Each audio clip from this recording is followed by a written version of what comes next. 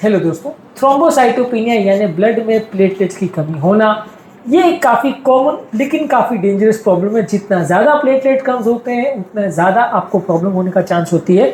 आज हम जानने का प्रयास करेंगे यदि किसी व्यक्ति को थ्रोम्बोसाइटोपिनिया का प्रॉब्लम है यानी प्लेटलेट्स कम है तो क्या क्या चीज़ें आपको फॉलो करनी चाहिए, क्या आपकी सबसे इंपॉर्टेंट प्रिकॉशंस हैं जिसको ध्यान रखने की जरूरत है, क्योंकि ऑब्वियसली खून का गाढ़ा करने वाले सबसे इंपॉर्टेंट तत्व आपकी बॉडी में कम है। वैसे कंडीशन में आपको ब्लीडिंग रोकने के अलावा और क्या क्या चीज़ों पर ध्यान रखने की ज़रूरत है, इस पर बात करेंगे। टॉपिक पर जाने से पहले जो लोग हमारे चैनल पर नए हैं मैं रिक्वेस्ट करूँगा कि चैनल सब्सक्राइब करें, वीडियोस को फ्रेंड्स फैमिली के साथ शेयर करें, क्योंकि कंटेंट किसी की ज़िंदगी बचाने और बदलने के लिए उपयोगी हो सकता है।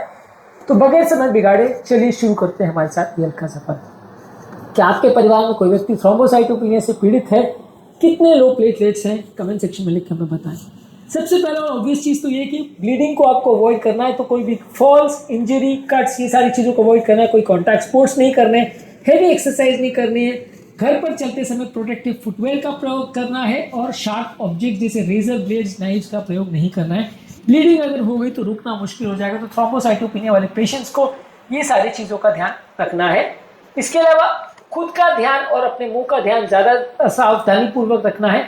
बहुत हार्ड टूथब्रश नहीं यूज करना है, नहीं तो मसूड़ों से ब्लीडिंग हो सकती है। दांतों में टूथपिक्स का प्रयोग नहीं करें, डेंटल फ्लॉस का प्रयोग नहीं करें, इलेक्ट्रिक रेजर का प्रयोग नहीं करें। इलेक्ट्रिक रेजर का प्रयोग कर सकते हैं ब्लेड्स के बदले, और बाउल मूवमेंट्स के समय बहुत ज़्यादा जोर नहीं लगाना है, नहीं तो उसमें भी ब्लीडिंग हो सकती है। इसके अलावा मेडिसिन में एस्पिरिन, आइबुप्रोफेन, डाइक्लोफेनाक जैसी मेडिसिन और दूसरे खून पतला करने वाली दवाइयाँ बिना डॉक्टर को पूछे नहीं लेनी है। डाइट और न्यूट्रिशन के प्रिकॉशन रखने हैं, यानी कि फ्रेश और अच्छा पकाया हुआ खाना ही खाना है। रॉ अंडे, raw sea food, street food नहीं खाना है। अल्कोहल बिल्कुल नहीं लेना है। पानी ज़्यादा मात्रा में लेना है। ये डाइट और न्यूट्रिशन के प्रिकॉशंस है।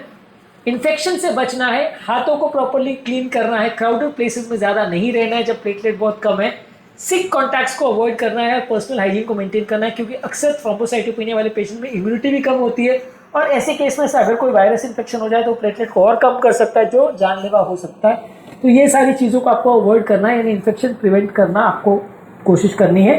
इसके अलावा अगर आपको कोई वार्निंग साइंस है, जैसे कोई ब्लीडिंग हो रही है, जैसे यूरिन में, स्टूल में, मसूड़ों में, नाक में ब्लीडिंग आ रही है, मोशन का कलर काला हो रहा है, सरदर्द, वॉमिटिंग हो रही है, या चोट लगने पर बहुत ज़्यादा ब्लीडिंग हो रही है, तो आपको ध्यान रखना पड़ेगा। बिना चोट लगे भी अगर ब्लीडिंग हो रही है तो डॉक्टर को आपको दिखाना पड़ेगा। ये सारी वार्निंग साइंस हैं कि प्लेटलेट लेवल बहुत कम हो गया और ऐसे केस में डॉक्टर को दिखाना पड़ेगा। इसके अलावा मेडिकल मॉनिटरिंग की जरूरत है, इन्हें रेगुलर प्लेटलेट चेक कराते रहिए, डॉक्टर की एडवाइस को स्ट्रिक्टली फॉलो करिए। अगर प्लेटलेट्स बहुत ज़्यादा कम है और 20,000 से कम है तो हॉस्पिटल एडमिशन करना पड़ेगा और प्लेटलेट ट्रांसफ्यूजन चढ़ाना पड़ेगा डॉक्टर की एडवाइस पर। इसके अलावा लाइफस्टाइल चेंजेस में प्रॉपर रेस्ट लेना है, अल्कोहल स्मोकिंग को अवॉइड करना है, मेडिकल अलर्ट ब्रेसलेट पहनना है, ताकि कहीं पर भी आप कोई चोट लग जाती है, बेहोश हो जाते हो, कुछ हो जाता है, तो आपका ये ब्रेसलेट से लोगों को पता चल सके कि आपको इस तरह का हेल्थ प्रॉब्लम है और वो आपको प्रॉपर केयर दे पाए। इसके अलावा अननेसेसरी इंजेक्शंस को अवॉइड करिए, अनलेस एब्सोल्युटली नेसेसरी। कोई अगर कंपलसरी हो तो ही इंजेक्शन लगवाना है, नहीं तो नहीं लगवाना है। इसके अलावा इंजेक्शन और प्रोसीजर के दौरान क्या ध्यान रखना है, कोई भी इंट्रामस्कुलर इंजेक्शन नहीं लगाना है। इंट्रावीनस या ओरल इंजेक्शन थोड़े सेफर माने जाएंगे। अगर कोई ब्लड आपको खींच रहा है या ब्लड का सैंपल ले रहा है तो फर्म प्रेशर वहाँ 10 से 15 मिनट तक लगाना है, क्योंकि ब्लीडिंग वहाँ चालू हो सकती है। इसके अलावा अननेसेसरी सर्जरीज और प्रिकॉशन ऐसे टाइम पर मत करिए जब प्लेटलेट्स बहुत ज़्यादा कम है। तो इसके अलावा कॉन्स्टिपेशन अगर आपको है तो फाइबर ज़्यादा लीजिए, स्टूल सॉफ्टनर लीजिए और मोशन के दौरान ज़्यादा स्ट्रेन मत करिए, नहीं तो ब्लीडिंग हो सकती है।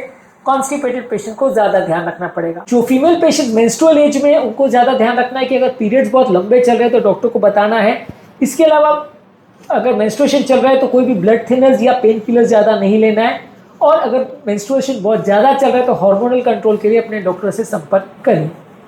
इसके अलावा ब्लड प्रेशर को प्रॉपर्ली कंट्रोल करिए। हाई बीपी से ब्रेन में ब्लीडिंग हो सकती है, इसलिए बीपी को रेगुलरली चेक करते रहिए और बीपी को थोड़ा लोअर साइड पर मेंटेन करिए।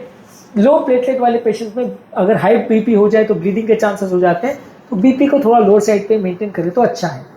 इसके अलावा सेक्सुअल एक्टिविटी के दौरान क्या ध्यान रखना है, सेक्सुअल एक्टिविटी के दौरान जेंटल सेक्सुअल एक्टिविटी होनी चाहिए, ट्रॉमेटिक या रफ एक्टिविटी नहीं होना चाहिए, और इन्फेक्शन से प्रोटेक्शन खुद को रखना है, क्योंकि इन्फेक्शन की वजह से प्लेटलेट और कम हो सकता है।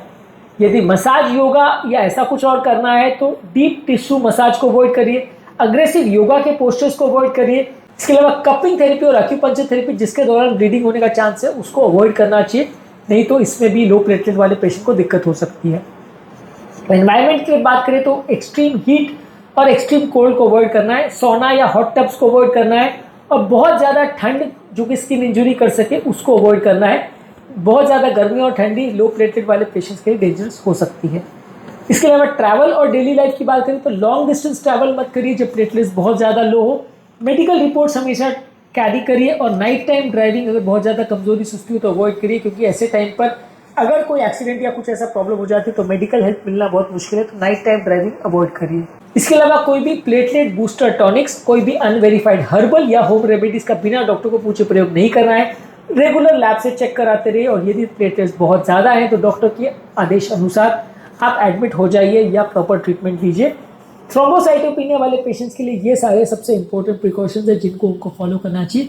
थ्रोम्बोसाइटोपिनिया यानी लो प्लेटलेट वाले पेशेंट के लिए क्या बेस्ट फूड है, क्या वर्स्ट फूड है, क्या इसके कारण है और कैसे इसको मैनेज किया जाता है, इस पर हमने ऑलरेडी काफ़ी सारे वीडियोस किए जिनको जरूर चेकआउट करें।